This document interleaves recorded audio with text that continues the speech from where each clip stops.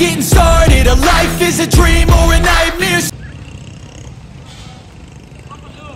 ए पावसाच्या आधी लाव, तुझा परफॉर्मन्स हागलाय बघ. बस जरा त्याच्यावर बस. घरातनं पिटून आणण्याचं तोंडाव फुटणार आहे. प्रयत्न चालू आहेत, प्रयत्न. पेटल्या पेटल्या तिकडं माझ्या गाडीवर फिक्शील का कामाला लावशील. योग्या चुलीत टाकूया, चल चुली. काडेपिटे आता आणलेले आहे. लायटर फेल गेला योग्याचा.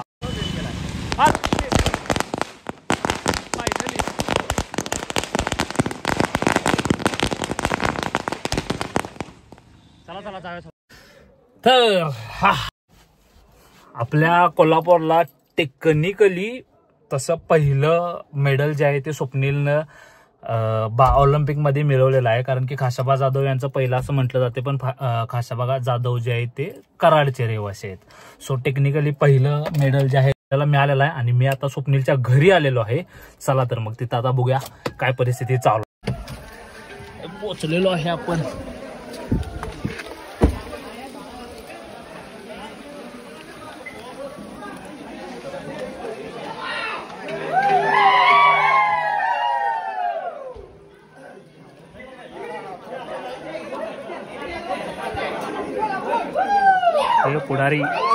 पुढारीचे न्यूज.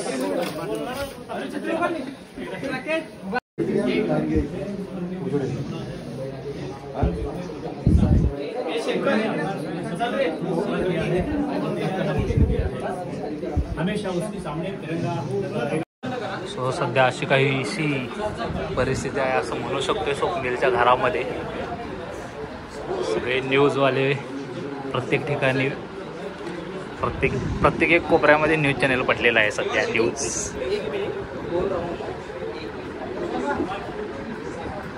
आणि भावाची आतापर्यंतची कामगिरी.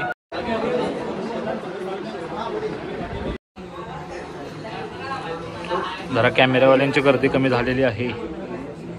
भाऊ आपला बोलायला लागलाय, हिंदीमध्ये घुमवायला लागलाय. 15 नॉटमध्ये. Yes, brother is excited.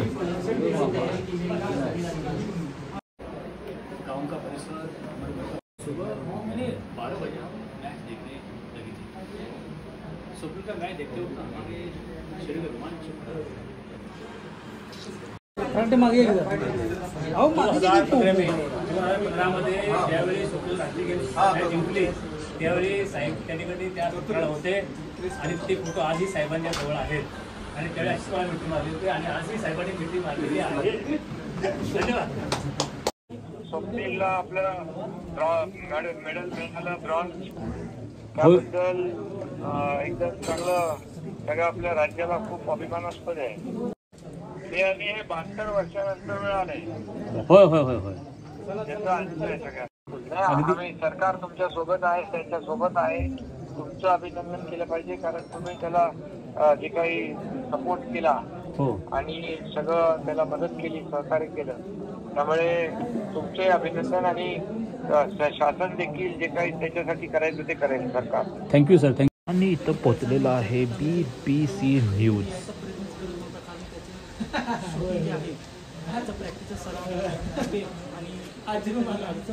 Swapnil दादाला तुम्ही ओळखताय काय? स्वप्नील दादाला ब्रॉन्झ मेडल मिळालं ऑलिम्पिकमध्ये. तुम्हाला कसं वाटते? आता स्वप्नील दादाला जसं यश मिळालं त्याच्यानंतर तुम्ही इतर लोकांना सगळ्या बघताय, तर त्याच्यानंतर तुम्हाला पण असं वाटतंय का की बाबा आपण पण असं काहीतरी करावं? हा, अजून एकदा. हा, आता कसं वाटतंय तेवढं एकदा सांगा मोठ्या.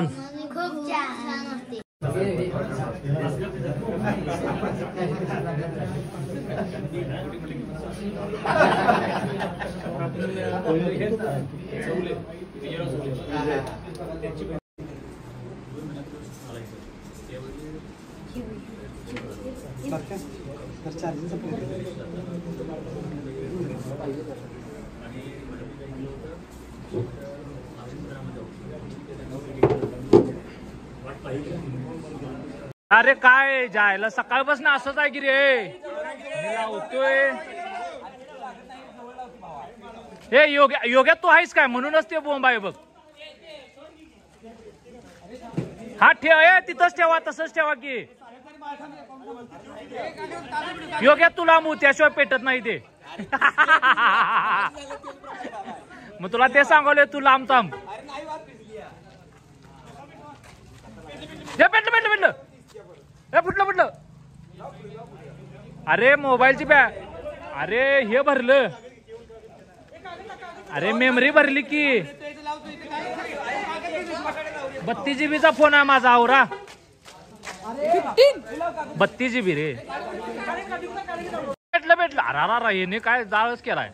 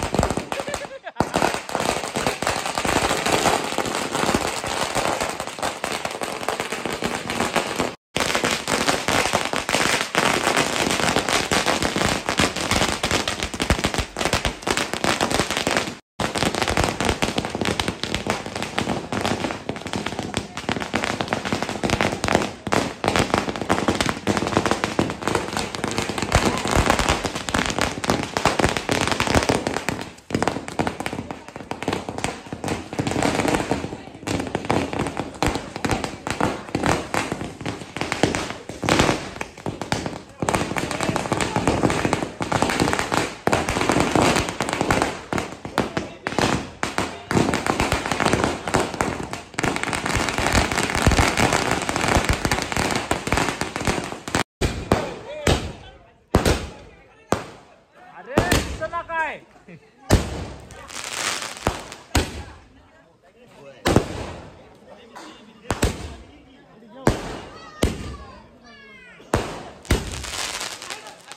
मागाने एक लावली.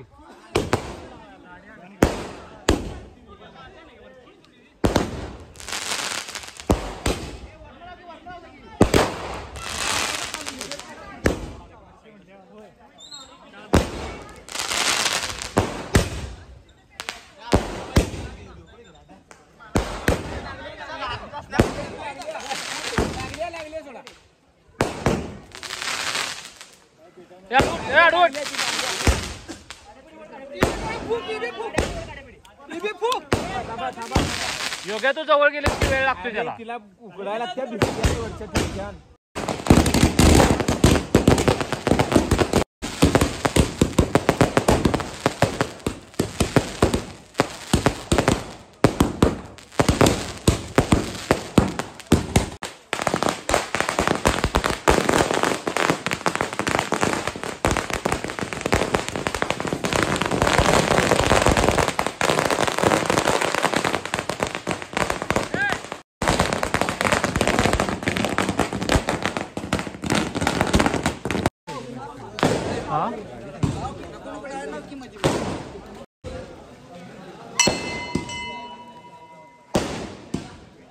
योग्य लांबरा पेटत नाही बघ.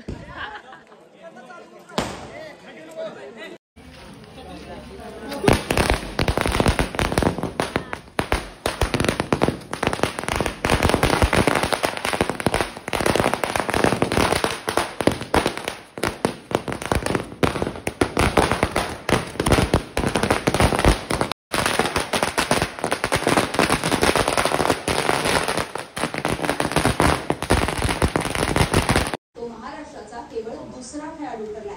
पाहूया स्वप्नील मुसाळेच्या याच कामगिरीवरचा एबीपी माझाचा स्पेशल रिपोर्ट.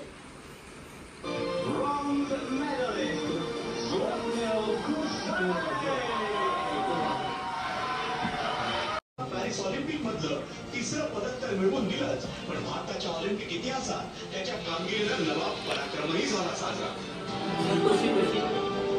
सकाळपासून मला 10 वाजता आता चान्स मिळालाय पहिली गोष्ट तर. आणि आता मिळालेल्या स्वप्नीलच्या यशाबद्दल सगळ्यात पहिल्यांदा जाणून घेऊया स्वप्नीलच्या वडिलांकडून की त्यांचं मत काय आहे किंवा त्यांना त्याच्याबद्दल काय वाटते. गेले 14 वर्ष स्वप्नील आपल्या ह्या नियमाची सराव करत आहे आणि त्यांना तो सराव करत असताना अतिशय चांगली मेहनत घेतली. अगदी आपल्या मनापासून त्यांना ते सराव करत तो त्या शिखरातून पोहोचलेला आहे. त्यांना अनेक राज्य लेवलची, राष्ट्रीय लेवलची, आंतरराष्ट्रीय लेवलची पदकं जिंकलेली आहेत आणि खरंच आम्हाला त्याचा साथ अभिमान वाटतो. आता सगळ्यात महत्वाची एक गोष्ट मला अशी विचारायची आहे, सूरज तू सांग, मॅच तू बघत होतास? म्हणजे लास्टचा जो राऊंड होता स्टँडिंग राऊंडला जेव्हा 6th फिनिश केलेलं तेव्हा असं वाटलेलं का की बाबा 3 नंबर पर्यंत आपण जाऊ शकतोय किंवा स्वप्नीलला ते मिडल 3 नंबरचं मिळू शकते असं वाटलेलं का? नाही, मला असं वाटलेलं की तो सुवर्ण पदकालाच गवस निघलेला आहे असं वाटलं होतं मला, कारण त्याची जिद्द आणि त्याची कष्ट आहे ते पाहून आम्हाला खात्री होती की तो सुवर्ण पदक घेईल, पण त्याला तिथपर्यंत पोचता आला नाही. पण आम्हाला अभिमान आहे त्याचा की तो ब्रॉन्झ मिळेल, आपल्या कुटुंबियासाठी नाही तर पूर्ण देशासाठी आपल्याला तो घेऊन आलेला आहे. पदक जेव्हा स्वप्नीलला पदक दिलं तेव्हा त्याची जेव्हा तुम्ही जर ती बाईट बघितली तर एक सरपंचांचा मुलगा किंवा तुमच्या म्हणजे त्याची आई एक सरपंच आहे वगैरे हे जेव्हा सांगितलं तेव्हा तुम्हाला ते ऐकून कसं वाटलं? आमचा चौथा गेला त्यात जरा बरं वाटलं. परत दुसऱ्या खेळाच्या ट्रेनमध्ये आमचं जास्त हायवे झाले. आता उद्याचं कसं काय भीती वाटते काय तर भीती काय असं वाटू लागलं फुलाचं भावाकडून आणि साथ होती ते साथ. तर स्वर्गीय जयसिंगराव कुसाळे यांचा आणि आपल्या कुटुंबाचा काही एक नातेवाईक संबंध आहे का? त्यांचा आमचा काही संबंध नाही, त्यांची आमच्या अजून ओळख सुद्धा नाही. फक्त ते जयसिंगराव कुसाळे यांच्या घरामध्ये ते चांगले नेमबाज होते एवढा मी ऐकून आहोत. आता एकूणच म्हणजे सगळा जो हे आहे की बाबा जल्लोषमय वातावरण झालेलं आहे आणि स्वप्नील आता जेव्हा कोल्हापूरमध्ये येणार तेव्हा काही स्पेशल प्लॅनिंग वगैरे झालेलं आहे का? नक्कीच ज्यावेळी स्वप्न आता दिल्लीमध्ये येईल त्यावेळी इंडिया गव्हर्नमेंट त्याचं स्वागत करेलच. ज्यावेळी तो महाराष्ट्रामध्ये किंवा पुण्यामध्ये येईल आणि कोल्हापूरमध्ये येईल त्यावेळी नक्कीच आम्ही सारे कोल्हापूरवासी लोक, आमचे गावाले आणि सगळे आमचे नातेवाईक आम्ही सगळे त्यांनी आमच्या कोल्हापुरी पद्धतीने त्याचं स्वागत करू आणि त्याला गावात आणू. आता म्हणजे मला एक आता ते न्यूज वगैरे सकाळपासून भरपूर झालेले आहे, तर हे सोडून याच्या व्यतिरिक्त एखादी गोष्ट स्पेशल असं आपल्यासाठी काय आहे का? आहे ना, मी बोलतो त्यासाठी. मी मगापासून मला बोलताना काही गोष्टी मर्यादा पडत होत्या, पण आता असं मला सांगायचं आहे की दिवस पावसाळ्याचे होते. स्वप्नील 2014 साली तापण फडफडला होता, नद्यांना महापूर होते आणि त्यावेळी सलग 4 दिवस स्वप्नील तापण फडफडला होता. आम्हाला फोन यायचा की थोडासा आहे. आम्हाला वाटलं काय किरकोळ ताप असेल आणि गोळ्या घे, औषधं घे, डॉक्टरना भेट आणि हे सगळं सांगितलं. त्याचा ताप कमी येत नाही म्हटल्यानंतर माझी पत्नी आणि आम्ही दोघं नाशिकला गेलो, त्या नातेवाईकांना भेटलो आणि त्यांना घेऊन आम्ही त्यावेळी त्याच्या रूमवरती गेलो. त्यावेळी सकाळचे 8:30 वाजले होते. स्वप्नीलच्या उशिरा डबा होता, रात्रीच्या जेवणाचा तो जेवण होता, एक गरम पाण्याची बाटली होती. बाकीची सगळी मुलं आपल्या कॉलेजमध्ये शाळेमध्ये गेली होती, पण स्वप्नील आपल्या बेडवर पडलेला होता. त्याला हात लावून बघितलं त्या अंगात ताप होता. सलग 4-5 दिवस ताप चालू होता त्याला. आम्ही त्यांच्या डायरेक्टरना भेटलो, सरांना भेटलो आणि स्वप्नीलची परमिशन त्याची तिथून निघायची मागितली नातेवाईकांनी आणि त्या दिवशी आम्ही संध्याकाळी बसला बसून आम्ही आमच्या कोल्हापूरला आलो. त्यावेळी आमच्या कोल्हापूरमध्ये फार मोठं पुराचं वातावरण होतं. त्या ठिकाणी भोगावती आल्यानंतर आम्ही डॉक्टर आमटेंना भेटलो. त्यांनी त्याचं ब्लड चेक केलं, दुसरे रिपोर्ट मला बघितला. त्यांनी मला सांगितलं की ते म्हणजे सर स्वप्नीलच्या अंगामध्ये पांढऱ्या पेशी कमी आहेत आणि ताबडतोब त्याला आपण ॲडमिट केलं पाहिजे. आता ज्या ठिकाणी असेल त्या ठिकाणी त्याला तुम्ही ताबडतोब मी सांगेल ती गोळी द्या. 52,000 पेशी आणणार होत्या. नंतर मग त्यांनी गोळी सांगितली, त्याला ती गोळी पटकन दिली आणि नंतर त्याला ॲडमिट केलं गेलं. एक 4-6 दिवस तो दवाखान्यामध्ये कोल्हापूर ॲडमिट होता आणि तो बरा झाला. असा एक फार मोठा प्रसंग त्याच्यावर झाला होता. अजून एक गोष्ट आहे म्हणजे मला पूर्ण त्याची कल्पना नाही, पण कोविडमध्ये त्याला जाता आलं नव्हतं आणि कोविडमध्ये तो घरीच प्रॅक्टिस करत होता. काय झालं होतं त्यावेळी कोविडमध्ये असताना त्याची बंदूक होती पुण्यामध्ये आणि तो गावी आला होता. दरम्यानच्या काळामध्ये इथून कोल्हापूरला इथून पुण्याला जायचं म्हणजे अडचण होती आणि त्यावेळी तिथली बंदूक कशी आणायची या पुस्तकात तो होताच. बरोबर आहे. आणि मला त्यांनी विचारलं इथं बाबा मला तिथं प्रॅक्टिस करायचं आहे पण मी ते प्रॅक्टिस कुठं करू शकतो, मला साधारणपणे 50 मीटर लांब अशी कुठे इथं जागा मिळेल का, कधी इमारत मिळेल का? तर म्हटलं आपल्या गावामध्ये अशी इतकी लांबीची इमारत नाही आहे आणि नव्हती तशी, आता पण नाही आहे इतक्या लांब असणारी इमारत. ते त्या टाईममध्ये त्याला प्रॅक्टिस करता आलं का नाही? काही दिवस त्याचं प्रॅक्टिस चुकल्यानंतर तो गेला. ज्यावेळी आमच्या घरामध्ये नातेवाईक काही यायचेच त्यावेळी तो माडीवर बसायचा, गॅलरीमध्ये बसायचा, कारण का आपल्या नातेवाईकांशी कुठल्या लोकांशी आपला संपर्क नको म्हणून. पण ते नातेवाईकांना वेगळं वाटायचं, आम्ही स्वप्नीला भेटायला येतोय आणि स्वप्न आमच्यापासून दूर राहतो, आमच्याजवळ पण थांबत नाही, हे त्यांना वाटायचं. पण स्वप्नीच्या मनामध्ये वेगळं होतं की आपल्याला या म्हणजे परिसरामध्ये कोरोनाचं वातावरण चालू आहे, आपण लोकांच्यापासून लांब असायला पाहिजे, या उद्देशाने तो लोकांच्यापासून लांब असायचा. आता एक गोष्ट खऱ्या अर्थानं मी सांगेन की म्हणजे डाऊन टू अर्थ हा शब्द मी फक्त आजपर्यंत ऐकलेला होता. म्हणजे कसं आहे की स्वप्नील माझा लहानपणीचा मित्र, म्हणजे शाळेचा मित्र, आणि जेव्हा पण वर्ल्ड चॅम्पियन झाला तर मग एक असं होतंय ना की बाबा एक हे येतं माणसाच्या अंगामध्ये, एक ॲटिट्यूड बदलून जातो किंवा पॉईंट ऑफ व्ह्यू बदलून जातोय माणसाचा. तर मला पण तसं वाटलेलं की वर्ल्ड चॅम्पियनशिप नंतर बाबा त्याचं पण थोडंसं तसं काहीतरी होईल. पण जेव्हा पण मी म्हणजे इथं कोल्हापूरवरून पुण्याला वगैरे जायचो आणि मी त्याला केव्हा पण एकदा पण फोन केला की बाबा मी इथं आलोय, तर तो भरपूर वेळेस असं झालं की बाबा आपलं प्रॅक्टिस लांबवून किंवा आपलं प्रॅक्टिस बाजूला ठेवून तो मला भरपूर वेळेस भेटायला आला. म्हणजे एक डाऊन टू अर्थ जी गोष्ट आहे ही गोष्ट मी म्हणजे एक अनुभवली त्याच्याकडून की बाबा किती पण मोठं यश असू दे किंवा काही पण असू दे, बाबा त्याला अंगावरती डोक्यावरती न चढवून देणारा असं स्वप्नील आहे. आणि आज सुद्धा त्याचं लक्ष पुरं आमच्या परिवाराकडे आहे, कारण आम्ही काय खातो आणि कसं या ठिकाणची आमची हालत आहे. हालत शब्द का वापरला मी, कारण त्याचं जरी तो दिल्लीमध्ये असला, देशाच्या बाहेर असला, तरी त्याचं आमच्या परिवाराकडे पूर्ण लक्ष आहे.